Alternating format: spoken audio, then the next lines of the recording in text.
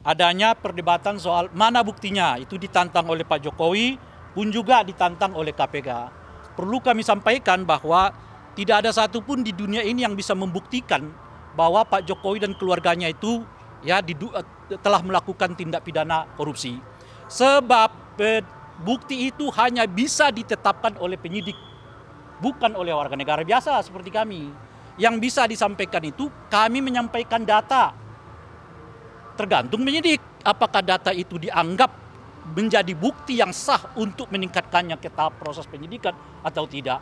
Oleh karena itu jangan lagi sekali-kali kita diombang-ambingkan dengan istilah mana buktinya. Nggak ada buktinya, yang ada adalah datanya. Kalau ditanya ada datanya, sudah kita serahkan dulu tahun 2022 ke KPK, 2004 lalu ke KPK, baik oleh Nurani 98 maupun oleh organisasi masyarakat yang lain. Tinggal penyidik di KPK sekarang, berani nggak untuk menetapkan data-data yang diserahkan itu sebagai bukti awal dugaan terjadinya pelanggaran pidana terkait dengan suap, korupsi, dan sebagainya yang menyangkut keluarga Pak Jokowi. Sehingga dengan begitu terang benderang sekarang, jangan orang lagi diombang-ambingkan dengan dalih mana bukti, mana bukti. Nggak ada bukti, yang ada data. Dan data itu telah kami serahkan, tinggal penyidik sekarang yang memiliki kewenangan untuk menentukan apakah data itu cukup untuk dinyatakan menindaklanjuti dalam proses hukum. Itu yang terakhir dari kami. Terima kasih.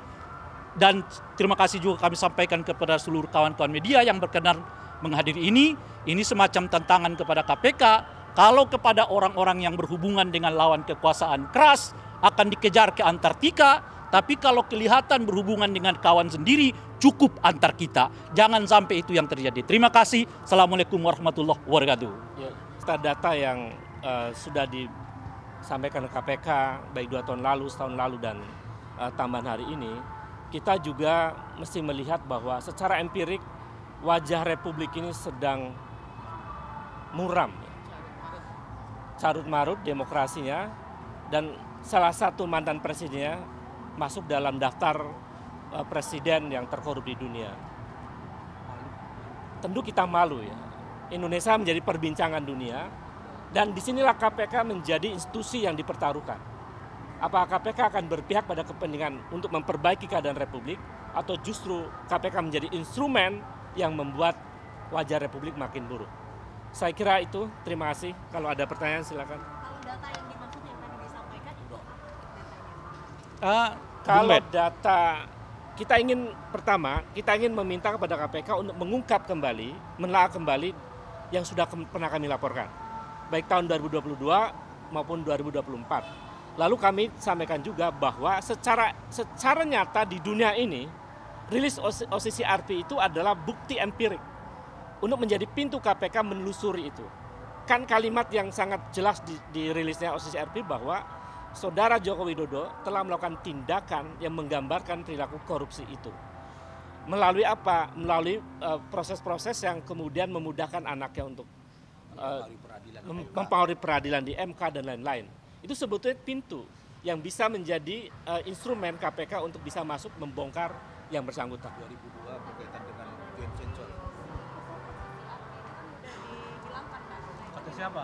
Siapa? Nggak ada itu. Nah, Namanya itu, tetap ada. Kalau kita lihat sekarang, ada 4 cara mereka untuk meredam isu ini. Pertama dengan menyebut OCCRP itu tidak kredibel. Kenyataannya sebaliknya kan. Kedua, mereka menyebut bahwa laporan itu nggak ada bukti. Kita udah mengatakan nggak akan ada bukti, yang ada data. Dan kira-kira gitu. Yang ketiga, mereka menyerang pribadi-pribadi dengan mengatakan itu pemecah belah bangsa.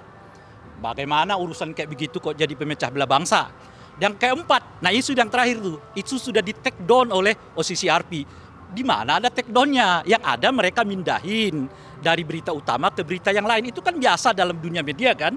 Dia tidak lagi berita utama mereka, sekarang berita dalam berita gitu loh kira-kira. Jadi berita tentang 5 nominator ya pemerintah korup itu tetap ada dalam berita Bashar al-Assad itu gitu. Tapi itulah yang sekarang dikerjakan oleh buzzer-buzzer dengan 4 model yang saya sebutkan itu tadi. Dan semuanya terbantahkan satu persatu. Nah sekarang mereka beralih ke soal bukti. Nggak ada bukti, yang ada data. Kalau terkait dengan data sudah dilaporkan. Data apa saja? Soal penambahan harta kekayaan yang signifikan. Ya kan? Dari keluarga Pak Jokowi. dan sebagainya, termasuk di dalamnya sudah disampaikan di peradilan apa itu berkenaan dengan apa yang disebut dengan blok Medan dan sebagainya gitu.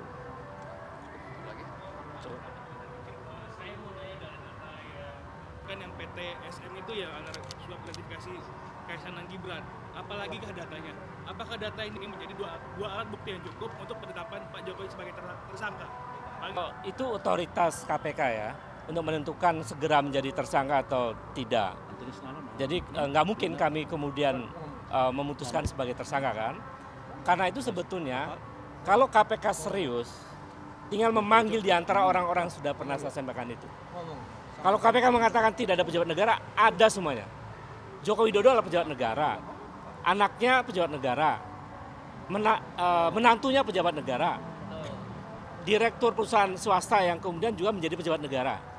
Jadi terbantahkan argumen KPK itu, karena semuanya ada pejabat negara itu. Nah dari pejabat negara itu sebetulnya kalau KPK serius, panggil aja salah satu di antara mereka, itu pintu masuk. Apakah nanti akan dijadikan tersangka tergantung bagaimana penyidik KPK untuk menelusuri itu.